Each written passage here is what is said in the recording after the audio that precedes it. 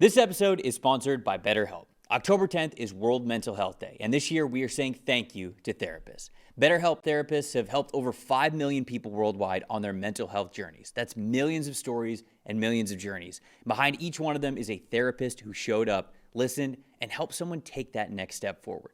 Moments in therapy, like asking the right questions, having a safe place to get emotional or cry, or small wins, they can change lives.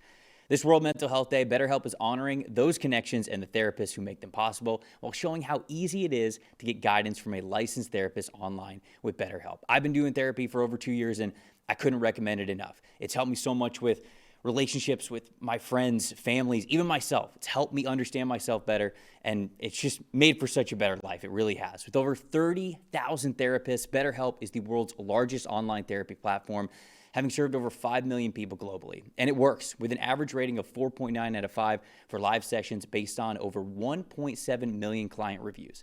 This World Mental Health Day, we are collaborating with those therapists who have helped millions of people take a step forward.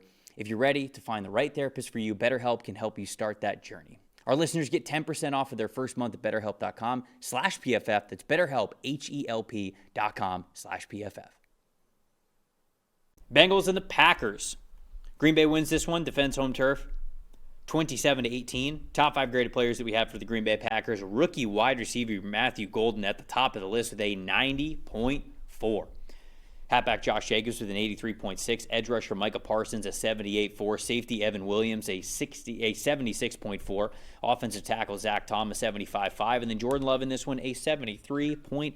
On Cincinnati side of things, cornerback DJ Turner a really good game, 91.5. Wide receiver Jamar Chase, probably the most I'm still open even when he's not wide receiver in the NFL, and I think this game reminded us of that. A 78.8. Safety Geno Stone, a 76.7. Edge rusher Trey Hendrickson, a 73.7. And then offensive guard Dalton Reisner with a 72.1. Joe Flacco in this game, a 77.4, starting for the first time here in Cincinnati, or for Cincinnati, I should say, since they were in Green Bay. Stats told the story. What do we got, Dalton? I know, Joe Flacco, the grades are nice, and I think that's propped up a little bit by some solid throws he made in the fourth quarter. But again, I don't think in totality it makes that much a difference. He's better than Jake Browning, I will give him that, and he got rid of the football in a timely manner for most of this game. But the first 3 quarters of this game, the Bengals had one explosive play, and it was a Chase Brown 13-yard run before the end of the half. I mean, they're 3.5 yards per play and 7 points in the first 3 quarters of the game. Then, eventually you're chucking it to Chase and Higgins and trying to come back and do all of that. And the Bengals defense kept them in this game for a reasonable amount of time. Obviously, it's not a great unit, and Trey Hendrickson got hurt a little less than halfway through. Most disappointing for me is this weird linebacker situation they have going on. Like, Logan Wilson's basically benched. I guess he's been benched now. He's only played 12 snaps in this game, and I didn't notice that. Is he hurt? No, from what I was reading, he's basically been benched because he hasn't been playing great lately. And now they are starting 2 rookies at linebacker, Demetrius Knight, who's been starting, and Barrett Carter. They're just both starting. Oh. And both of them had sub-50 grades in this game, and it's just they kind of have a mess going at linebacker. But either way, offensively, it's just not great. And I mean, when Flacco gets when they get one-on-one matchups with Chase and Higgins, and Flacco can just throw it to one of them in a one-on-one spot, that's basically their whole offense. They still can't run the ball. There's not much else to it. And he was 9 for 20 on throws where he had to hold the ball for at least 2.5 seconds, because that's basically it. If you show them man-to-man and you have Chase or Higgins man-to-man, that's where he's going to go with it. Slant, back shoulder. The Chase touchdown at the end was just kind of ridiculous because – I mean, I don't even know how he catches that football, but those 2 guys are freaks, and they're really the only 2 threats still on this offense. And look, I don't want to rip it too much in the Flacco angle because he is better than Browning and he looked better than Browning, but there's only so much this offense can do with all of the other deficiencies that it has. On the Packers side of things, I will say that I feel like the stats that told the story were they had more sustained drives than they have in the past at points in this season. And really just, I think it's a Jordan Love thing of them being a little bit hot and cold naturally. But they had 2 drives all game of 5 plays or less. The rest of it, they controlled the ball pretty well. And I think what goes into that a little bit is how Matthew Golden played, who I'm having as my most impressive in this game. First catch was on a 2nd and 9 with a ton of yards after catch, which really showed the juice that he has as a wide receiver. But then this one specifically, his second and third catches of the game, both of them were of 20 or more yards. And on third down, it was like 3rd and 8 and then 3rd and, I don't remember, 6 or something like that. But it was an interesting combination of how I felt like this game went and why the Packers had so much success on offense. Jordan Love did some good things in this game, but I think specifically, we talk about him as this big game hunter, right? This guy who wants to throw the ball deep down the field. And on third downs, I think that sometimes you look at quarterbacks who, whether it's by their own nature or the nature of the offense, maybe the offensive play design, what their play caller is telling them to do, how the progressions are made within the offensive play call itself, they sort of just look for the sticks, right? They go, hey, we need 8 yards. Here are a couple of targets that get us 10. And you're sort of just throwing the ball just past where the sticks are, or maybe like a yard shorter to see if you can get some yards after catch there. We've got 2 third downs here where Jordan Love looks at like I can't remember. One was a 3rd and 8, and I can't remember what the other one was, like a 3rd and 5, 3rd and 6, whatever. And he goes, nope, 20 yards down the field. I'm not letting the fact that it's third down get in the way out of me looking deep if somebody's there. And I think that's a double-edged sword where, yes, it can look amazing some weeks, and in this week you've got some great plays to be able to point to with him getting some explosives on third downs, which I want to give him credit for. But other weeks you could have him looking deep, attempting these passes, and they're not complete. And then you go, God, what are we attempting all these deep passes for on third down? It's got to be easier to convert these third downs. So I think the point of this regular season for the Packers, who I believe are going to be a playoff team, is to really just get that balance right of who Jordan Love is as a passer, but specifically on third down. Because on this game, it converted. They were 45% on third down. They were 75% in the red zone. They were what you want in those percentages in the important areas of the game. But I think the reason why is because he still looked deep, and he completed these. And this was a week where it looked good for him. What happens on the weeks where those aren't open? What does it look like? And there was the one third down where, hey, nothing was open. He scrambles for it, makes like 3 guys miss, and he ends up getting, I think it was like a 3rd and 1 or a 3rd and 2, which, again, a hat tip to them. The things were working in this week. But I'm judging the Packers on a Super Bowl scale now at this point because I think that they are talented enough to win the Super Bowl.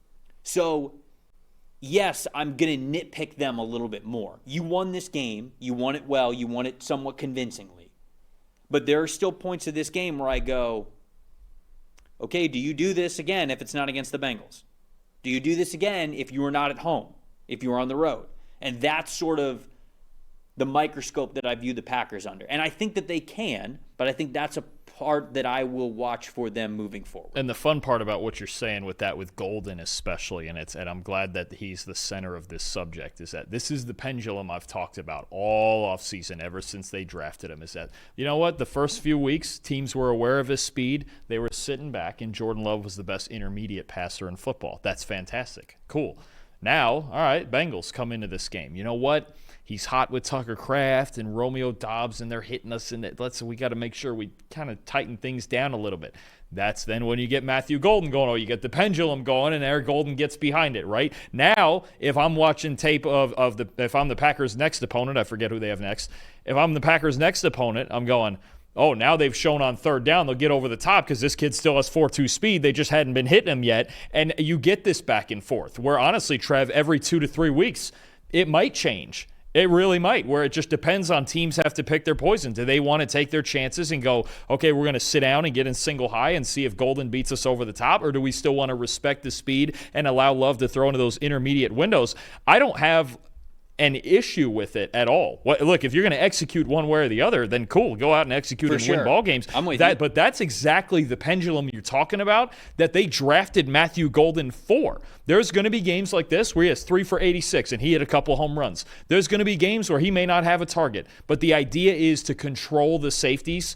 You control the safeties with a guy like Matthew Golden. The other thing about this game for me, and the biggest part about it, is when you talk about controlling linebackers and that space on all 3 levels, The engine of this offense is Josh Jacobs. That is where this thing all starts, is them running the football and getting it going with Josh Jacobs underneath. 23 touches in this game, 138 total yards, 2 rushing touchdowns, forces 6 missed tackles, outstanding as a runner and a receiver. That's where it starts to me. You have all 3 layers now with Matthew Golden covered on offense. You've got Josh Jacobs in the run game.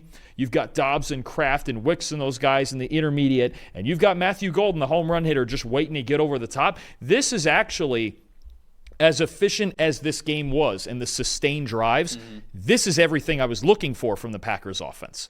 Is you have, last year they were only a threat at 2 levels, which really in the passing game gets a lot harder on that one that you have in the pack. Jacobs was great last year. We know that. But everything was so tight. It was so down towards the line of scrimmage on defense because they didn't have the burner, and Christian Watson was always hurt. This is what opens up all 3 levels of a game plan for you as an offense. So there's going to be games where Golden tees off like this, and there's going to be other games, we've seen him already, where, okay, he's not the guy. Yeah. But that's the idea. And if they keep winning, then that's exactly sort of what I'm talking about, I'm looking for. And so it's just sort of like a, hey, here's the game plan of like, all right, it looked when you were throwing it deep down the field. And I think I have more reservations about Jordan Love because I know how much it feels like he's itching to hit that deep pass and gets a little bit impatient at times. And it's on 2 people. It's on Matt LaFleur to call the plays with the proper sequencing and make sure Jordan understands that. And then it's on Jordan Love to not force it. Because I think in this situation, those shots, those home run balls, they weren't forced. And you can feel that with Jordan Love when he forces them, right? You can see it. You can see it in his eyes where he's just like, I want to chuck this thing 50 yards so bad. Right. If it's not forced, it's arguably the most dangerous offense in football because they have all 3 levels, and so few teams have that. Yeah. No, I would agree. When things are rolling for the Packers, it looks really good. Their pass rush has been a little bit disappointing to me. 17 total pressures in this game. That's the least that they've had in a single week so far this season. 42.9 pass rush win percentage. Again, the lowest mark in a single week that they have had so far this season. It's just taken a little bit of a step back, which is fine. I mean, like the game of football, the season is a long season. As long as we get that back up to where we thought that it was going to be, or at least what we have seen it at the beginning of the season when they had Micah Parsons and all this hype and it felt like nobody could block the Packers, and it's maybe not going to look that good all the time, but a little bit better than what it has over their last couple of outings. I'm kind of looking for that to bounce back for them. And they play the Cardinals next week, by the way, who I'm not sure if they're going to have Kyler Murray. And that'll be a fun one because Gannon's defense is all about sit back, keep it in front of us. So now you'll see the adjust. If they force it to Golden in those situations next week, then you talk about, okay, next week is a week I would expect like Dobbs and Kraft to go and have big weeks against a team that really likes to sit back in quarters and do all those things. I'll make sure I take a look at the PFF player prop tool and see if they agree with you there, because if they do, I'm all in.